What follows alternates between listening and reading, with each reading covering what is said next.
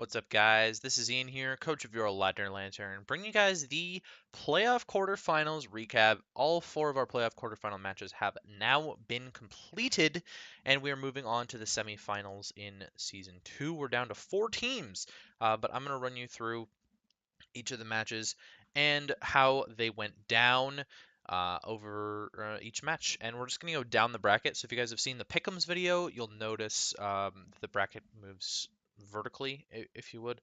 And so we're going to go down the bracket. So we're going to start our recap off with Austin and the Atlantis Raptors versus Phil and the Wiltshire War Turtles, and man, what a game it was. Going into this match, I did feel that this was the most lopsided match in favor of one coach. In Phil's favor, I thought. Austin barely scraped by with a 1-0 victory in the first matchup. Neither team changed their teams at all, and Phil ended up second in the league, where Austin was the lowest seeded standings wise. He was the lowest seeded playoff team. So this did seem like a very lopsided matchup to me.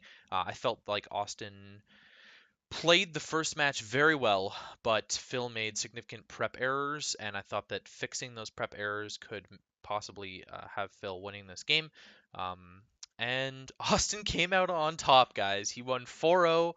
He made a ridiculous play. And actually, I think it was maybe more of a misplay on Phil's part, having Umbreon in on Mega Altaria at all. But after that one Dragon Dance, Mega Altaria just swept through Phil's team. And with Bronzong dead, there was absolutely no chance. And even with Bronzong alive, it just needed to be chipped for the Thief to do enough damage. Unfortunately for Phil, that means that he is going home right off the bat with a top 8 finish. Not bad at all, not bad at all, but considering his team and how dominant he was this season, I was definitely expecting to see him go pretty far. And a lot of people were actually expecting him to make finals. So two people were actually knocked out of Pick'ems this after the quarterfinals. They can get no more points based on the predictions they've made, and I'll talk about that at the end there, because I think Jed's just doing one playoff pick'ems episode rather than multiple quarterfinal episodes, so I don't think that there's any harm in me talking about that. So yeah, that's pretty much what this game came down to. I really thought Mega Aerodactyl was going to blow through Austin's team, and so did Austin, but the Mega Aerodactyl didn't hit the field until it died, so not much to talk about with that there, really.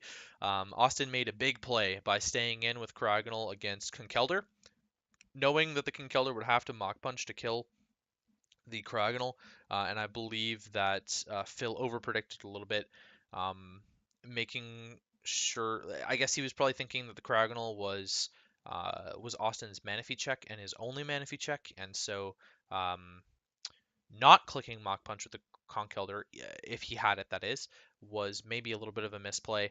And I would imagine he probably clicked Drain Punch or Ice Punch, predicting Altaria or something else coming in. The next matchup was the Krabby Kadavis and the Cleveland Cavaliers. This was another matchup that everyone was thinking Cade was going to come away with handily. I also thought that it was pretty handily until Dom had made his drops.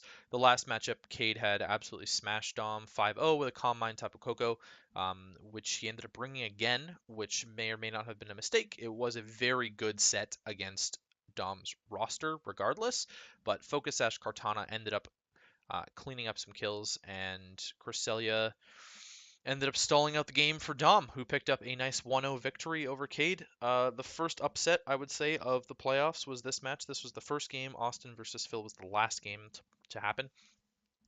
And this sort of shook everyone's boots because Cade was the reigning champion from season one, and being knocked out round one sort of caught a lot of people off guard. Now, that's not necessarily to say that it was unexpected by any means, because Dom is a very good battler.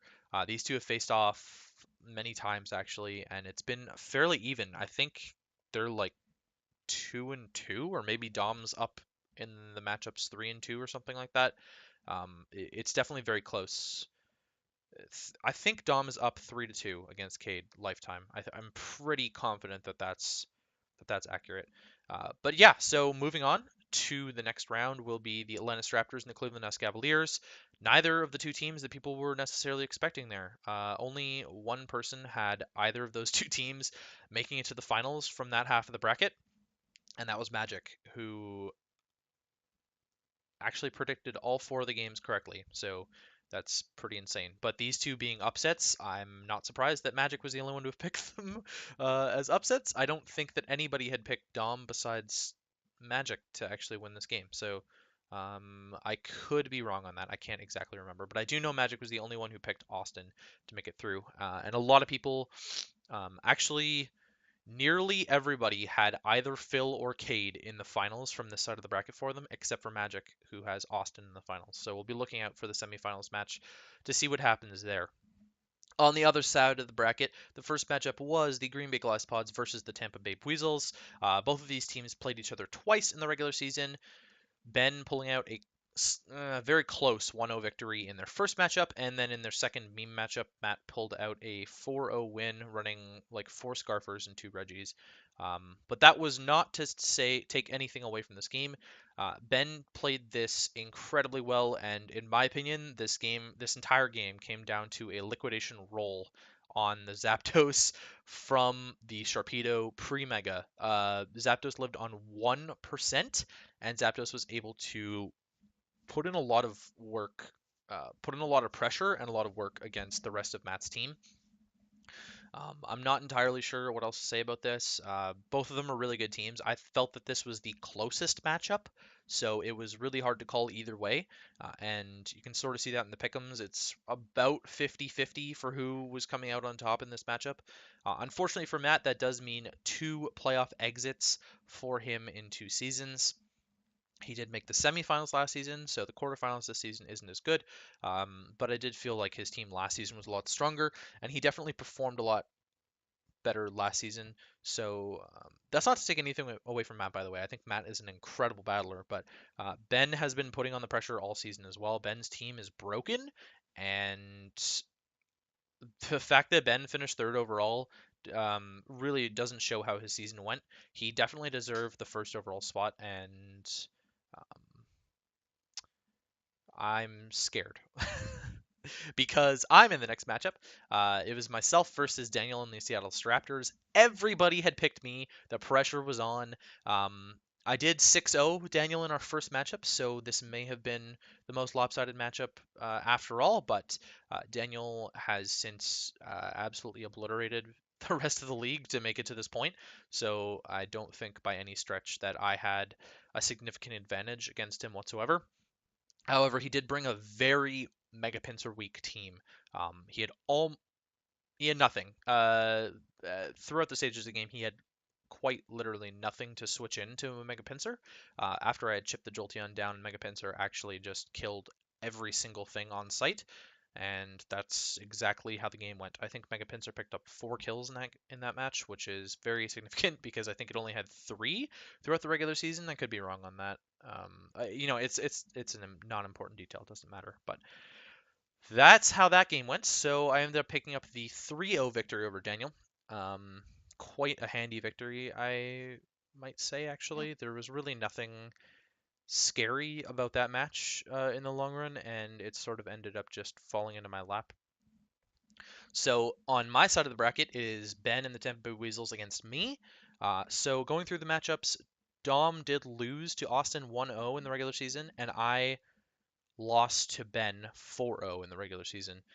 So I would say the Atlanta Raptors versus Cleveland Cavaliers match is definitely a lot closer than the Ladner Lantern versus Tampa Bay Weasels match. I think, um, despite the records for the Tampa Bay Weasels and Ladner Lantern being so close throughout the whole season, Ben definitely has this matchup. I'm not, mincing words or anything like that. Ben's team definitely has the matchup, but um, I can definitely pull out the win if depending on how the game goes, I can definitely pull out the win. So that's gonna be for me, guys, and I'll catch you guys for the semifinals breakdown.